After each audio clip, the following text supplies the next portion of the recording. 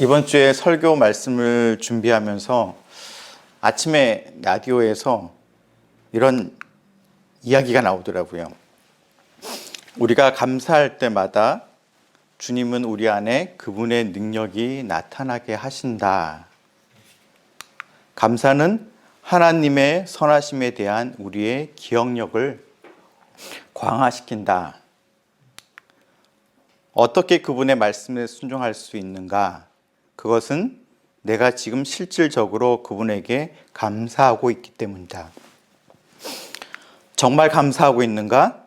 그렇다면 주님께서 우리에게 허락하신 것들에 내 마음이 온전히 만족하고 있다는 증거이다.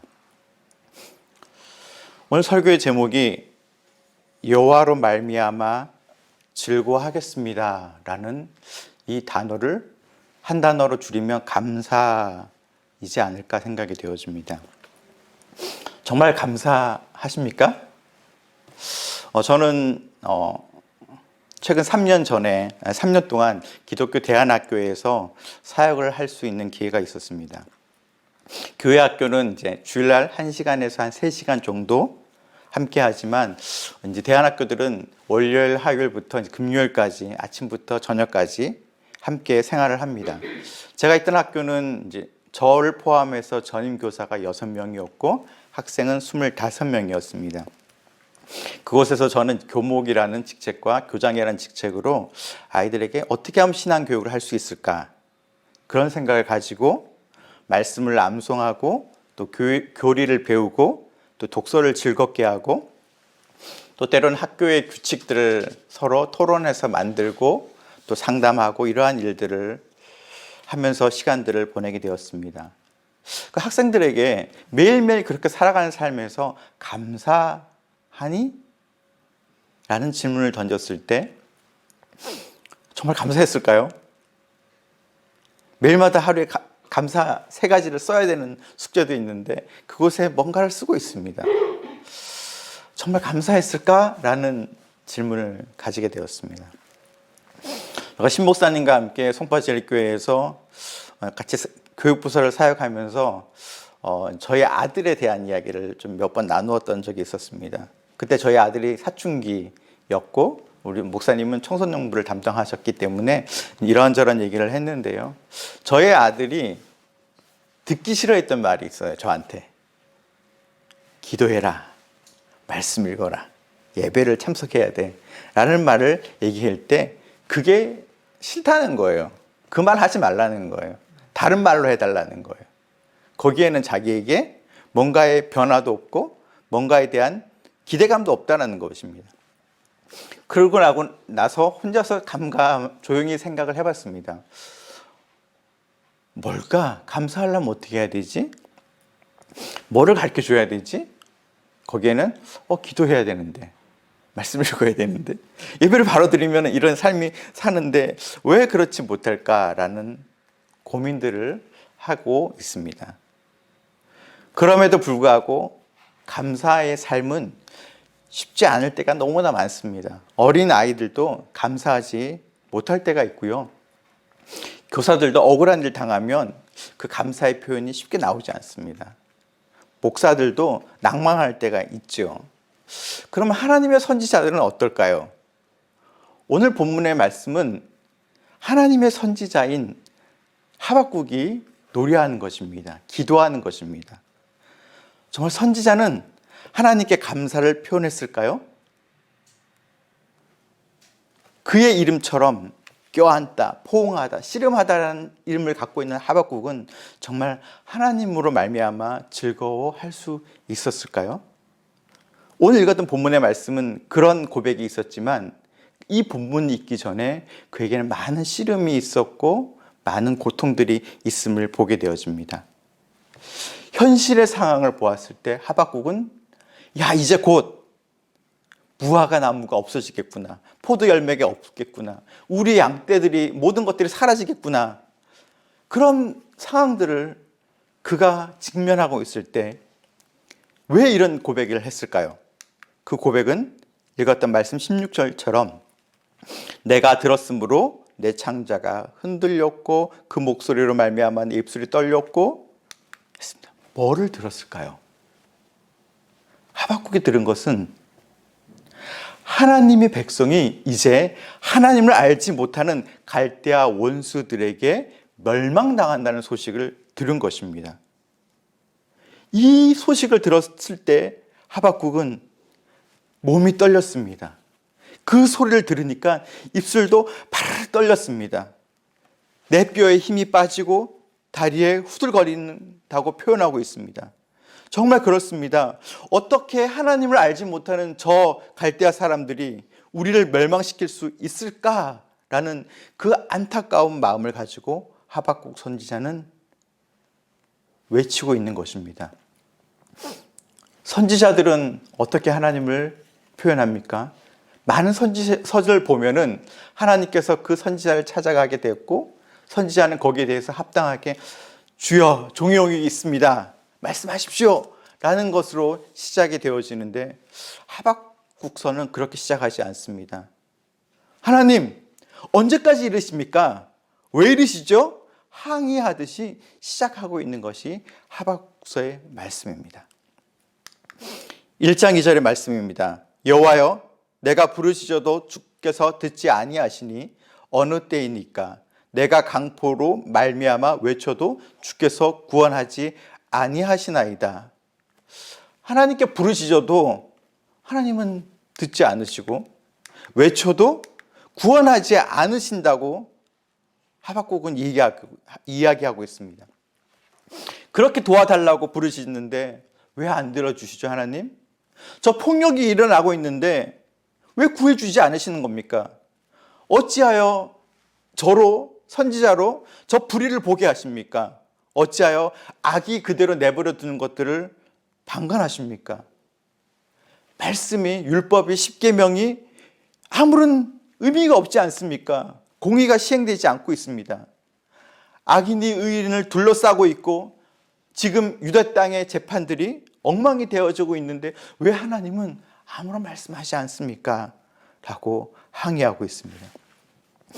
하박국 선지자는 하나님이 살아계시는 것을 믿고 역사하시는 것을 믿고 있는 이 땅에 왜 그 신앙이 통하지 않을까요? 너무나 고통스럽게 표현하고 있는 것입니다. 우리가 잘 알고 있는 이 유다, 이 땅, 이 백성들은 어떤 사람들입니까? 하나님께서 선택한 백성들입니다. 그런데 그 땅에 불의와 부정이 난무하고 있습니다. 겁탈과 강포가 일어나고 있습니다.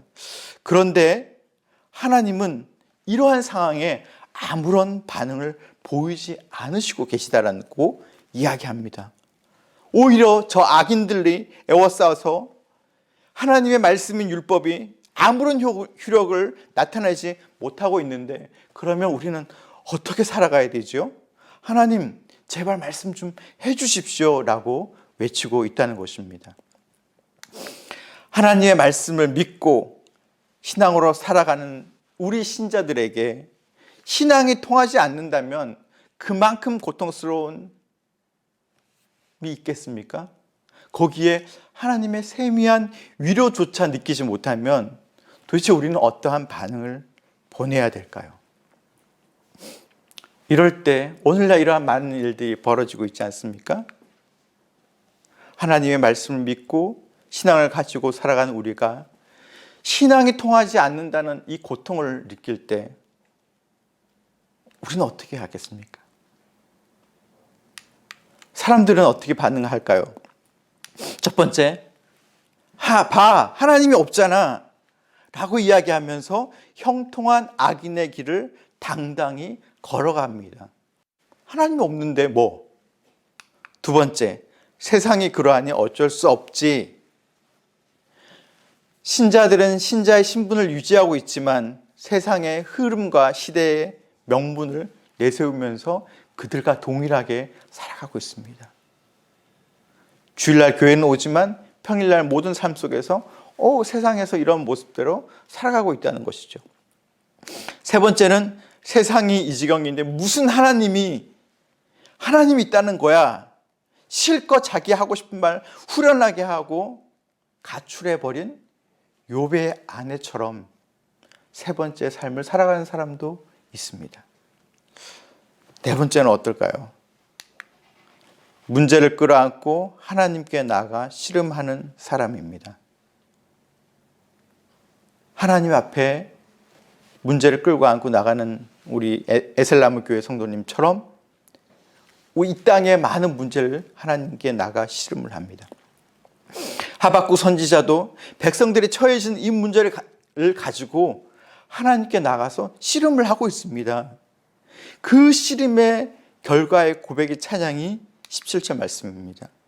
비록 무화과 나무가 무성하지 못하며 포도나무의 열매가 없으며 감람나무의 소출이 없으며 밭에 먹을 것이 없으며 우리의 양이 없으며 외양간에 소가 없을지라도 라고 찬양하고 있습니다.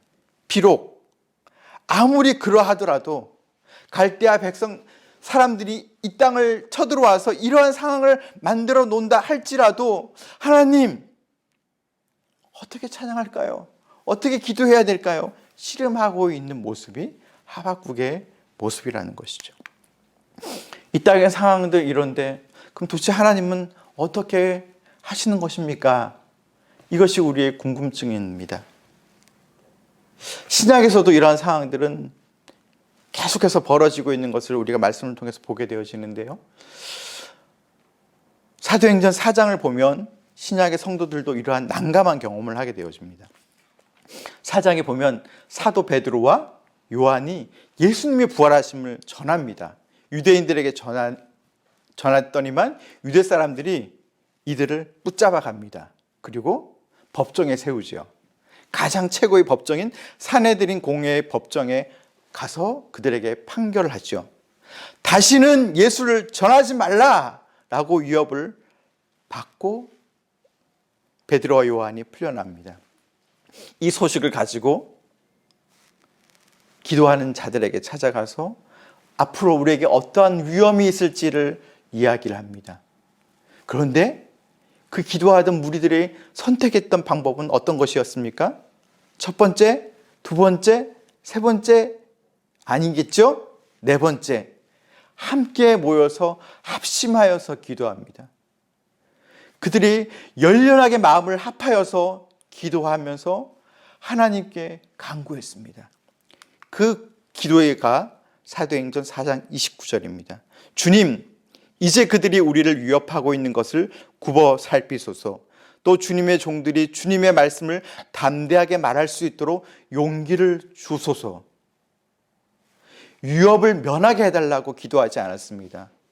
또 그 사람들을 무력하게 해서 그 짓을 못하게 해달라고 기도하지 않았습니다. 그들의 기도는 사도들이 고난 때문에 하나님의 말씀을 전하는 것을 포기할까 봐 염려했습니다. 오히려 아무리 어려운 고통이 있다 할지라도 그것을 굴복하지 않고 계속해서 하나님의 말씀을 전하게 해달라고 그들은 기도하게 되었다는 것입니다. 그들의 기도가 끝나자 그들에게는 어떠한 일이 벌어집니까? 사도들은 담대히 하나님의 말씀을 전하게 되는 것입니다. 우리의 신앙의 모습은 이러한 방향으로 가야 되지 않겠습니까? 우리의 자녀가 또한 우리 부모가 또한 이 세대에 살아가고 있는 신자들의 삶이 담대히 하나님의 말씀을 전하는 그러한 삶을 살아낼 수 있어야 된다는 것입니다. 사도의 행전에 나오는 이 신자들이 이렇게 기도할 수 있었던 것은 그들의 배짱이 두툼해서 그랬을까요? 겁이 없는 성품으로 타고나서 그랬을까요? 아니죠. 그들은 하나님이 누구이신지를 확실히 알고 있기 때문에 그 믿음을 가지고 하나님 앞에 나아갔습니다. 하나님에 대한 그 믿음으로 나아갔다는 것입니다. 그들의 기도는 이렇습니다. 대주제여, 천지와 바다와 그 가운데 만물을 지으신 이여. 하나님이 누구십니까? 내가 믿는 하나님은 어떤 분이십니까? 그것을 출발점으로 놓고 하나님 앞에 나아갔습니다. 이 땅에 여호와로 말미암아 즐거워하는 것이 우리의 고백처럼 하박국 선지자도 그렇게 했습니다. 하나님께 부르짖어도 듣지 않으시고 외쳐도 반응이 없는 이 신앙의 위기 상황 가운데 어떻게 해야 될까요? 이런 상황들을, 우리의 닥치는 이 어려움들을 우리 자녀가 본다면 우리는 어떻게 보여줄 수 있을까요? 어떤 모습으로 신앙의 모범이 되어질 수 있을까요? 이 상황 가운데 선지자는 어떻게 하고 있지요? 하나님께 부르짖으면서 그는 그가 내게 무엇이라 말씀하시는지 기다리고 바라보며 나의 질문에 대하여 어떻게 대답하실는지 보리라고 하나님의 말씀을 기다렸습니다. 그러면서 그가 발견한 하나님의 말씀이 있습니다. 그 말씀은 의인은 그의 믿음으로 말미암아 산다라는 것입니다. 어떠한 상황에 있더라도 위기를 만났을 때 어떻게 해야 될까요? 이것은 우리의 고민입니다. 우리의 자녀들의 고민이고, 제가 대안학교에 있으면서 이 아이들에게 어떻게 신앙을 훈련시켜야 될 것인가에 대한 고민이었습니다. 우리가 이런 문제를 만났을 때 어떻게 해야 될까요? 첫 번째, 멈추고 생각하는 것입니다. 뭘 멈추냐고요? 지금 내가 당하고 있는 문제입니다. 경제적인 문제, 건강의 문제, 자녀의 문제, 직장의 문제, 진로의 문제, 그 문제들을 생각하는 것을 멈추라는 것입니다. 그럼 뭘 생각하라는 것이죠? 기본의 원리로 되짚는다는 것이죠. 그 기본이 뭡니까? 하나님이 누구셨지? 성경은 뭐라고 말씀하고 있지? 거슬러 올라가서 태초에 하나님이 천지를 창조하시는 그 하나님의 신앙을 가지고 나아가는 것입니다. 나의 기초의 신앙이 되는 것이 무엇인지 기억해 보는 것입니다. 그러면서 지금 나는 무시무시하고 혼란스러운 상황 속에 놓여 있는데 나와 함께 하신 하나님은 어떤 분이신가? 라는 것을 생각해 보면서 광야의 길을 걷고 있고 산을 넘어가고 있고 수렁을 만났을 때 내가 어떻게 그것을 건너갈 수 있는지 거기에 대한 탄탄한 근거의 말씀을 붙들 수 있어야 된다는 것입니다. 그것으로 인해서 하나님이 나의 발 사슴과 같이 그 산 기슭과 같은 절벽들을 뛰어날 수 있는 신앙의 사람으로 가게끔 하나님께서 이끌어 주신다는 것입니다. 그때 지금 내가 펼쳐져 있는 문제들을 원리에 적용을 해보는 것입니다. 지금 나를 괴롭히고 있는 이 문제들을 어떻게 하는 것을 하나님이 원하실까? 말씀을 통해서 연구하고 오늘 읽었던 그 말씀을 통해서 오늘 하루의 삶을 적용하고 그 말씀을 통해서 주일에 들었던 그 말씀을 통해서 한 주간을 살아내는 것처럼 우리가 하나님의 말씀을 읽고 묵상하고 연구하고 훈련 받아야 되는 이유가 여기에 있는 것입니다. 그 말씀의 원리를 통해서 이 땅을 바라보게 하시며 하나님이 이 땅에 어떻게 주관하시는지를 바라봄으로 인해서 이 세상을 읽어낼 수 있는 그 상황들을 우리가 훈련을 받고 나간다는 것입니다. 그리고 그 믿음을 가지고 이 내가 처해져 있는 문제를 하나님께 맡겨야 된다는 것입니다. 하박국 선지자도 이렇게 했습니다. 먼저 생각을 멈추었습니다. 하나님 왜 일하지 않으십니까? 왜 악을 내버려 두십니까? 그렇게 했던 생각들을 멈췄습니다. 그리고 원리를 되짚었습니다. 하나님이 누구시지? 하나님은 영원하신 분이셔. 하나님은 거룩하신 분이셔. 하나님은 전능하신 분이셔. 하나님은 신실하신 분이셔. 하나님은 나를 사랑하시는 분이셔. 그의 아들 독생자 예수님을 나를 위해서 십자가에 못 박혀 죽으셨던 그 하나님의 사랑을 기억해 봅니다. 그리고 내가 처해 있는 문제를 적용해 봅니다. 왜 하나님께서 하나님을 알지 못하는 갈대아 사람들을 사용하셔서 유대 백성들을 멸하실까? 왜 악을 사용하셨을까? 그것을 생각하시면서 하나님의 거룩한 속성들에 대한 이해와 그것에 대한 하나님의 깊은 묵상을 통해서 어떻게 풀어가야 될 것인가에 대한 고민들로 문제를 찾아가게 되는 것입니다. 그리고 이 문제를 해결할 수 없다면 어떻게 해야 될까요? 내가 생각해 보니까 이거 하나님은 아니신 것 같아라고 의심하겠습니까? 아니죠. 그럴 수 없습니다. 하나님께서 주신 문제가 해결되지 않더라도 그분의 더 크고 위대하심으로 인해서 우리는 그 문제를 하나님께 전적으로 내어드리고 맡기며 나가야 된다는 것입니다. 이러한 삶은 한 주에 한 번 일어나기도 하고요. 이 문제들이 1년 동안 풀어지지 않을 때도 우리 삶에 펼쳐집니다. 그러나 우리는 그 문제를 끊임없이 하나님 앞에 두고 있습니다. 선지자가 그렇게 했던 것처럼 예수님도 그러한 문제를 닥쳤을 때 하나님 앞에 가지고 나아가셨습니다. 예수님은 인류의 구원을 위해서 자신이 스스로 죄로 삼으셨던 것이 큰 문제셨습니다. 사람들에게 잡혀 있고 그럴 때 하나님은 유대인에게도 구원하실 수 있고 로마인에게도 구원을 하실 수 있고 12군단의 천사를 명령하여서 그것을 모면할 수 있지만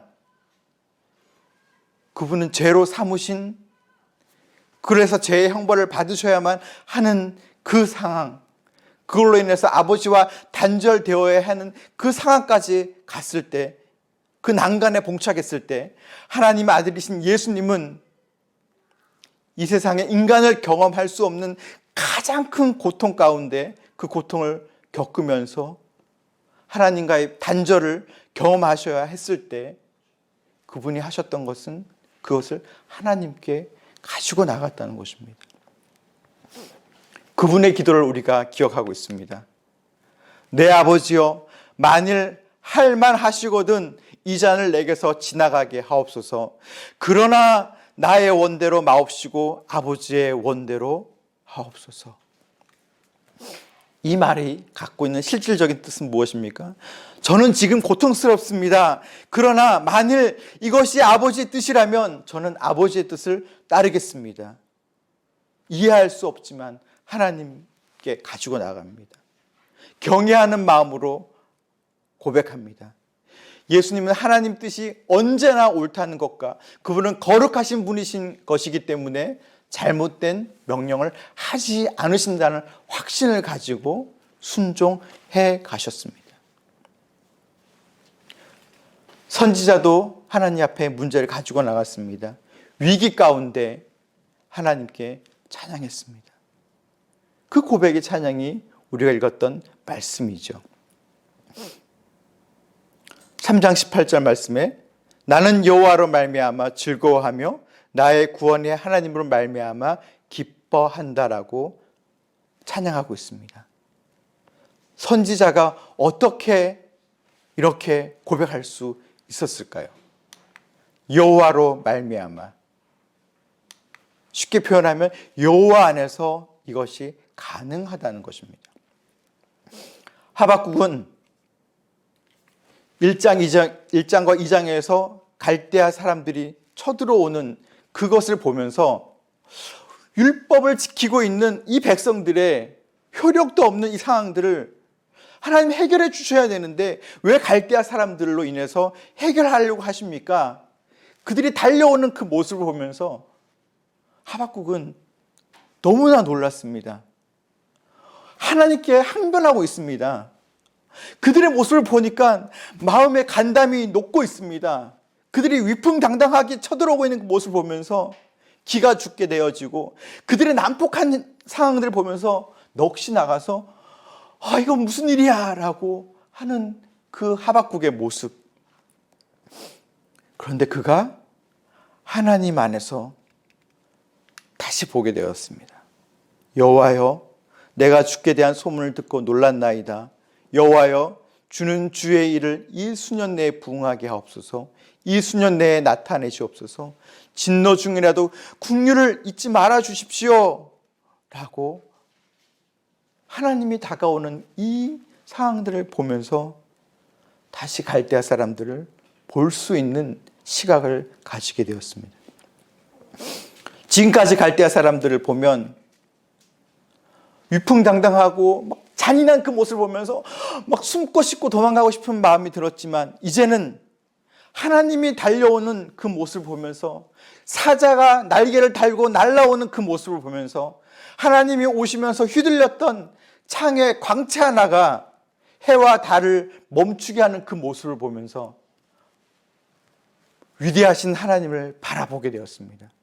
위대하신 하나님, 진정한 그 하나님을 바라보면서 이제는 하박국의 시각들이 변화되었습니다. 하나님을 바라본다는 것은 어떤 것일까요? 하나님을 바라보는 것은 어떻죠? 저기 멀리 계시는 저분, 서 있는 분들을 쳐다보는 것이 하나님을 바라보는 것일까요? 내세가 있다는 것을 기대하는 마음으로 인해서, 그래, 앞으로 이런 일이 일어날 거야 라는 것을 기대하는 것이 하나님을 바라보는 것일까요? 하나님을 바라본다는 것은 지금 이 땅의 갈대아 사람들이 득실거리는 이 현실 속에서 하나님이 없는 것 같은 이 현실의 시선에서 그 안타까움을 집중하면서 조마조마했던 그 시선을 옮겨가서 여기에 계시는 하나님을 바라본다는 것입니다. 여기에 하나님이 함께 계시고 여기에 하나님이 지켜보고 계시다는 것입니다. 시편 42편의 말씀 고백처럼, 내 영혼아 내가 어찌하여 낙심하며 어찌하여 내 속에서 불안해하는가. 너는 하나님께 소망을 두라. 나는 그가 나타나 도우심으로 말미암아 내 하나님을 여전히 찬송하리로다. 하나님이 보시고 있는 이 상황들을 봄으로 인해서 다시 한번 이것들을 발견하게 되어집니다.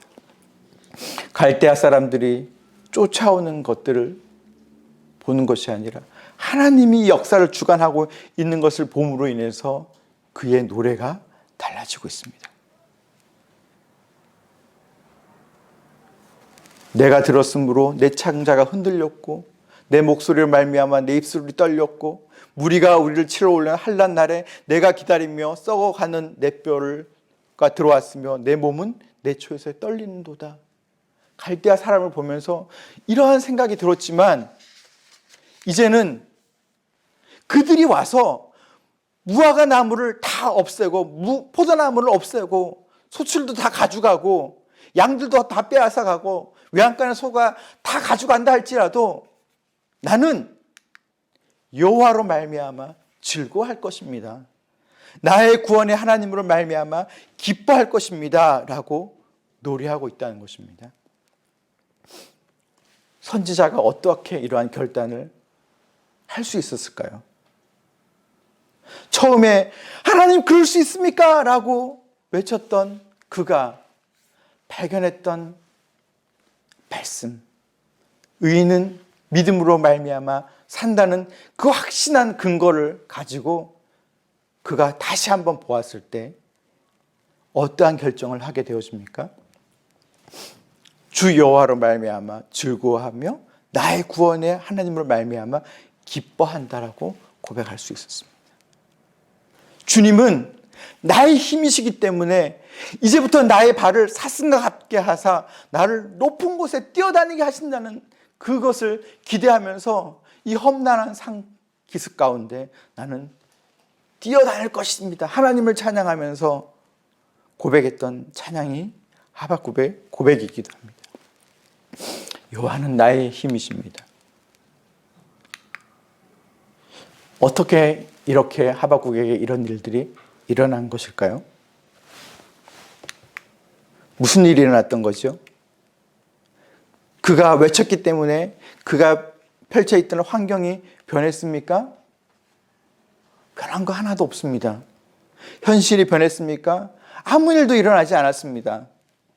여전히 갈대아 사람들은 쳐들어 올라오고 있습니다.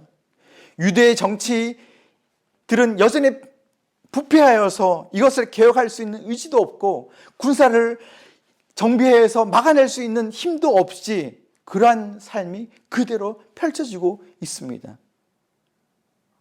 하나님이 변화해서 이것들을 막으셨습니까? 그렇지 않았습니다.